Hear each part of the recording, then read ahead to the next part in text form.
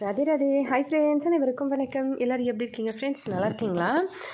இன்றைக்கி வந்து காலையில் டீ, அதுக்கப்புறமா அவல் வறுவல். அதுவுமே ரொம்ப லேட்டாக சாப்பிட்டோம். ஏன்னா எங்கள் மாமனாரோட அம்மாவோட திவசம். அதனால் பிண்டம்லாம் போட்டு முடிச்சு அப்புறமா வந்து சாப்பிடும்போது லேட்டாக இருந்து காலையில் டீ போட்டு குடித்தாச்சு.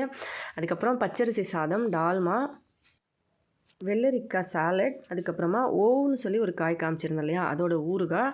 இதுதான் வந்து இன்றைக்கி சமைச்சிருந்தாங்க. ஆக்சுவலாக எல்லாரும் லேடிஸ் தான் சமைக்கிறோம் அப்படின்றதுனால ரொம்ப லேட் ஆகும் அப்படின்றது காலையில் வீடியோ எடுக்க முடியல. அதுக்கப்புறமா வெறும் டீயும் அவல் தாளிச்சதும் தான் சாப்பிட்ருந்தோம். அதுக்கப்புறம் மத்தியானத்துக்கு இந்த ஃபுட்டு, அதுக்கப்புறமா பாயாசம்.